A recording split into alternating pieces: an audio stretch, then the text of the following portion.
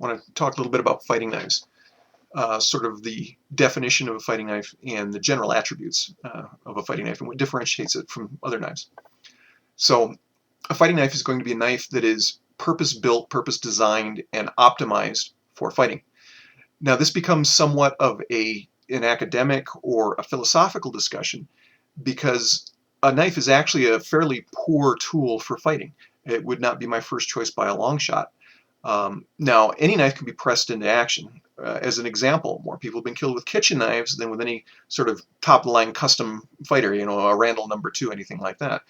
And a knife is basically just a sharp piece of metal. I mean, that's so you get a lot of them are perfectly functional. You get to where it's optimized for fighting, then it becomes less useful for much more frequent purposes. For example, a camp knife, a field knife, combat knife, just anything like that. Stuff that can be pressed into use for fighting, perhaps very effectively, versus something that is idealized, that is optimized for just fighting. Now, a knife is going to be a very poor choice for a fight. It would not be my first choice. If I were forced to fight, I'd rather have a shotgun, a rifle, a sword, a long stick. I mean, there's a whole bunch of choices before I get down to a knife. As an example, one of the editors of Blade Magazine years back said his ideal fighting knife was an 1860 cavalry saber. I mean, this is the old bring a sword to a knife fight routine. So we're not going to talk about swords. We're not going to talk about short swords, including, for example, Jim Bowie's design, which was essentially a short sword, or the Gurkha's kukri. I mean, these things are quite long. And what really differentiates in a fight, especially a knife to a sword, a knife has a short enough blade that even, you do have some advantage to length, but basically you're going to be within reach of your opponent as you try and use a knife, whereas a sword is long enough that you can touch your opponent before he can touch your arm or whatever, so you can stay out of reach. In a sword fight, your opponent has to get past your sword before he can get to you, whereas in a knife fight, you're within reach. And again, a little bit of blade length can maybe give you a little bit of advantage, but generally not. You get to a certain point, and it starts to become unwieldy until you get to, again, sword length or whatever. Now, what is it that differentiates a fighting knife from other knives? And it's how it's going to be used. One of the big differences is most other knives you're not generally stabbing with. You're cutting or chopping, but not generally stabbing.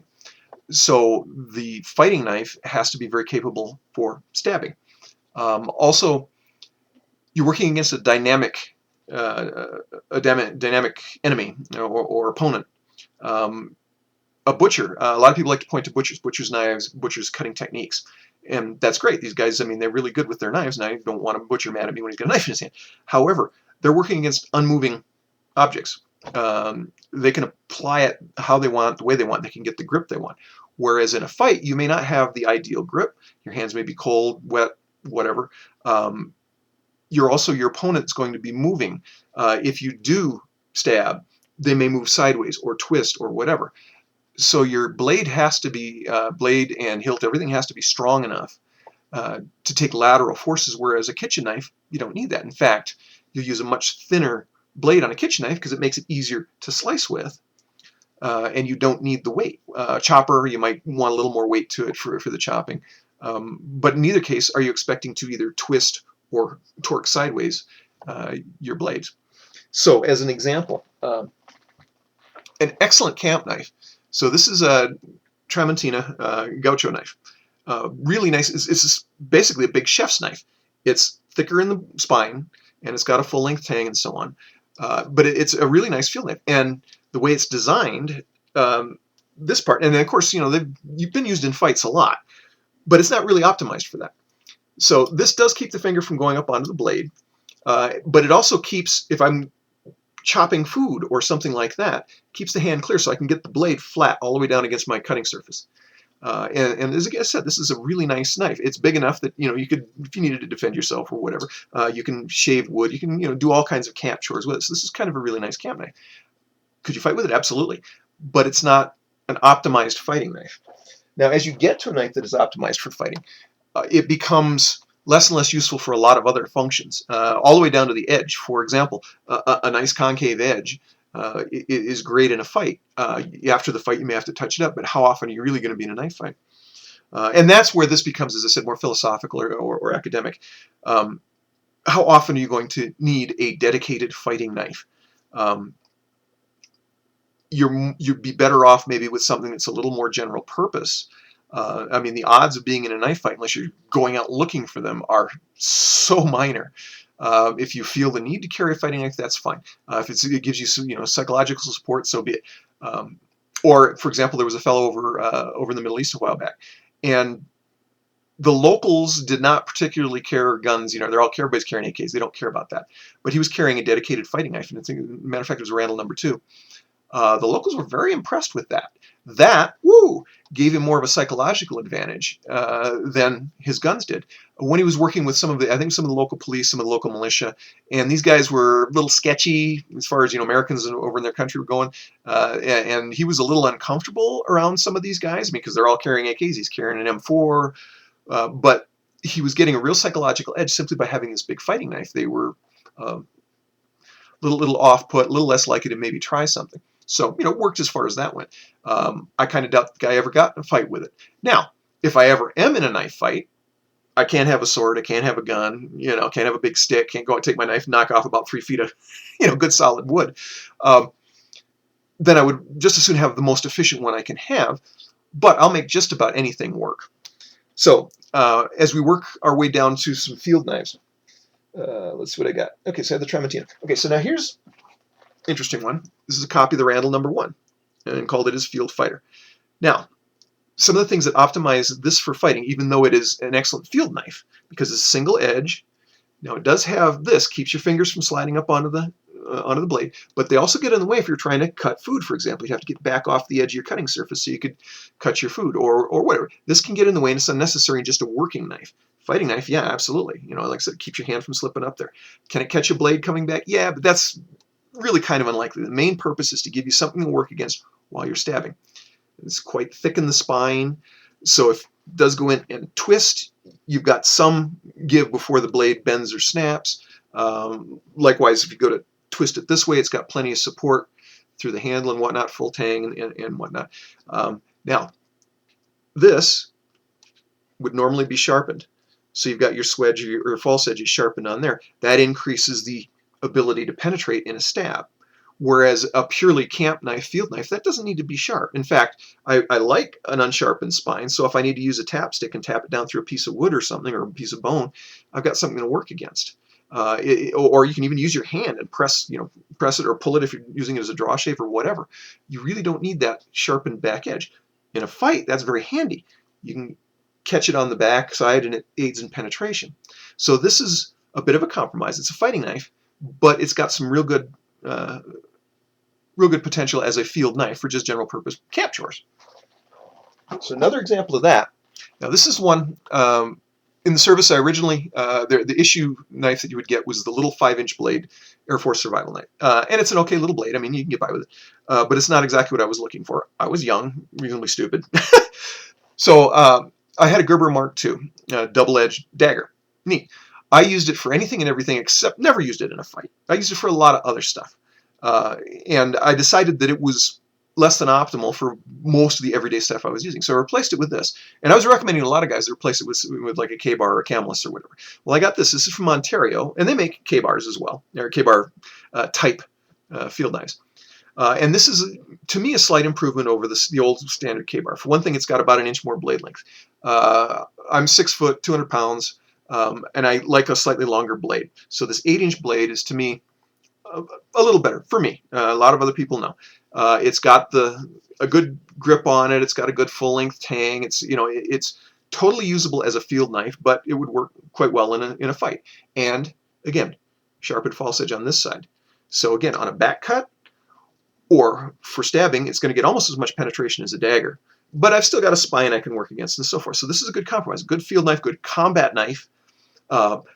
Perfectly suitable fighting knife, but not optimized for fighting. So now we work our way down to something like this. Now this is a copy of the Cuda, the Bob Truzzola Cuda design. Or he had a couple of different names for basically the same knife design. Now this is getting much closer to a pure fighting knife. Again, usable as a field knife, absolutely.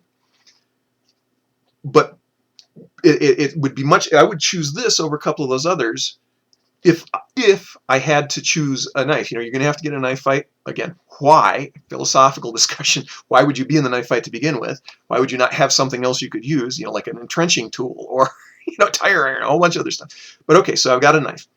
So, you know, this one.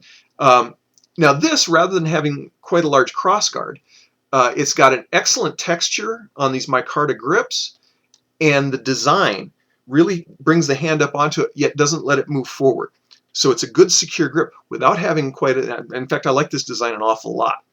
Again, sharpened false edge. It's got the teeth on it, you know, the saw edge, you know, of limited utility. I kind of like them down here. If you ever have to cut through nylon rope or nylon webbing or whatever, it's really handy. As far as up here, maybe not so handy. It's mostly for looks on this particular model. And this is, again, just a knockoff of the Terzula design. But again, we're getting closer and closer to a pure fighter. And this works, is very comfortable in a reverse grip, as well as like a standard saber grip. You know, you got your hammer grip, your ice pick grip. It works all the way across. Also, if you get it, you know, you grab the handle and you're a little off center, it's easy to tell where it's at. It's easy to adjust and then lock in. Some of the grips, for example, like the old World War I trench knives, where it was a big old knuckle duster. That's not going anywhere. You get a handle on that, and you are stuck with the hammer grip, or if you flip it around, the ice pick grip, and that's the only grip you're going to use in that. Now, it makes it very difficult to lose. It's nice because you can bang on stuff with it, but it's less flexible. You know, you're stuck with that one grip. Very secure grip, even with a metal handle, but you're kind of stuck with it. This is a little more flexible, but it gives you a good idea. As soon as you grab it, you can tell where you're at on the handle. Whoop, there I am. Okay, so I've got that, or I can turn it around or whatever, but I can tell where my blade is oriented in the dark, or if I'm concentrating on something else. If I pick it up, it gets knocked around, knocked out of my hand, whatever. Again, nice thick spine, so if I torque it a little bit, I can go with it rather than the blade snapping before I have a chance to move with it. Nice false edge, nice reasonably sharp point that's reasonably in line with the handle for a stab. So again, we're getting closer to idealized fighting knife. Now this one's a pure fighting knife. This is the Applegate Fairbairn. Double edges, so it doesn't, you know, again, in a utility knife I don't need two edges. I've got the one I can work with, although I suppose if that one got dull I could flip it around before I had to sharpen it, you know. But it's a double-edged blade, dagger style. Again, hilt is designed so you can hang on and you can put some force into it if you're having to stab. And a good way to tell if these things are good for stabbing is to get it between like a couple of slats of wood or something where you can put some real weight on it and really lean into it and see how much force you can put on your hand comfortably before you decide, that's enough. Of course, the more the better. Ice pick grip the same way. If you've got like a slot in the boards in your deck, you know, you can go out there and you can put it down in there and then see how much pressure you can put on there before it becomes uncomfortable or starts to slip in the hand. But this is a good design. Again, I can tell where the blade orientation is immediately. It's comfortable in a saber grip. It's comfortable in a reverse grip. And designed for stabbing. Maybe not so much slashing, although this has got wide enough blade profile, enough curve that it's going to be okay in a slash. 6-inch blade, which is about the minimum that I'm looking for in a fixed blade. 6 inches will get you through most clothing into vitals. 4 inches is going to be your absolute minimum for getting into the vitals with a stab. And again, differentiates my hunting knife. It's got about a 2.5-inch blade on it. I can disjoint a deer with that thing. Because the deer's not moving, I'm not moving, I can do what I need to do with it. I can skin it out, do whatever I need to do. If you're going to fight, you're not going to be able to pick and choose, so you're going to need something that has enough reach. So 6 inches is about the minimum. I like 8 inches. Longer than that starts to become unwieldy. And now, again, you're getting into short sword territory, pointards rather than a knife. Something that's less handy to carry. But again, I would not carry this as my primary knife. I'd carry something different. And as a matter of fact, I'd carry a couple of different knives. Probably a good big lockback that would stay on my belt. A Swiss Army knife. Those things are great. You're going to use that way more than you're going to use anything else. And then a decent field knife I'm going to stick on my web gear or whatever. Now the last one, and again, pure fighting knife. This is designed for nothing but fighting. And this is the Almar Warrior knife. Was designed by Bob Taylor. And it's a variation on a sort of traditional Korean knife. So you'll see this design, but this one's supposedly totally optimized using CAD/CAM design and all this stuff. And that's fine. It's really an excellent knife. Again, you can do the saber grip. That point, even though it looks like it's got quite a bit of curve to it, is still well enough in line that you could stab it with a saber type, but it's primarily designed for a hammer grip. And then that curve follows the arc of the arm. So that point leads, the blade follows all the way in. It's got sharpened back edge. These teeth do function. And this is if you're in a reverse grip. See that big thing right there that hits the base of the hand? I mean, you can hit that just as hard as you can. And you can put as much force as you need to with an ice pick grip. And again, the curve, that point, it follows the curve of the stab. Now these teeth you can use to grab. So you can use it just like a praying mantis. You put it in a reverse grip and you can just grab and then use this hand, whatever. You can shoot back up along the arm with this and hit the end. So this one is a pure fighting knife, purpose-built fighting knife.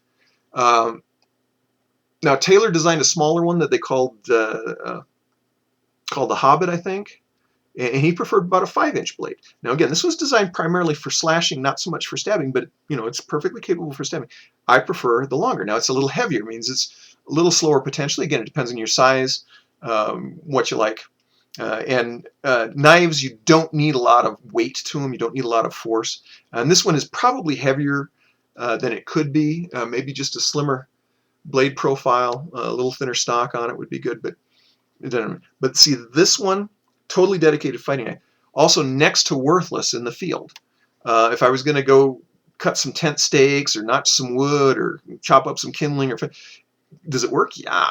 But this is quite a bit of bulk, quite a bit of weight for the very, very long odds that I would ever need it in a fight versus one of the more suitable field knives or combo knives. So this, unless you were looking for a knife fight, it's kind of pointless. Now it's a nice knife. I like it a lot. And again, as a technical exercise, it's very interesting. And if I were, hey, you have to get in a knife fight. Why? Okay, I'll take the sword. No, you can't. Okay, but we're starting to get into the realm of fantasy rather than reality. But as a dedicated fighting knife, there you go. As a utility blade, unless you wanted to carry a couple more knives, which is, some people like to do that, I would be very disinclined to be carrying this knife. Now, one area where I might carry this, and this would, again, it would be so unusual. If you were in an area that didn't allow firearms, you're not allowed to carry your Glock, but they did allow large knives, which most places do not. If they've got a limit on handgun carry, they've generally got some pretty severe limits on knives as well. You're limited to a 4-inch blade, single edge, so on and so forth, and this would be right out. But if for some reason I were in an area where I were allowed to carry knives, wasn't allowed to carry a gun, wasn't allowed to carry a sword, this might be the one I'd carry. It comes with a really nice horizontal sheath. So it sits horizontally on the belt. It's out of the way, towards the back a little bit. You can grab that thing, bring it out, and it's ready to go. And if I had to defend myself with a knife, this would be my personal choice. It does probably the most damage of any of my smaller blades versus, again, getting into the big bowies, the kukris, the short swords, and full-length swords and whatnot. But that's the primary difference between a fighting knife and more of a utility knife, is again how you're going to apply it. You can see the difference in the spine, the points. This has single edge, which will do anything you need out of a utility knife, whereas this one's got the double edges, which is totally unnecessary in most utility knives. But when talking fighting knife, despite the fact that you're horribly unlikely to ever use it in that fashion, there you go. There's a dedicated fighting knife design. And perhaps in future videos, I'll go into the specifics of blade and construction and whatnot, materials and so on. And we'll see if we can address each of the elements. But as far as a fighting knife goes, it's a knife that is purpose-built and designed for fighting.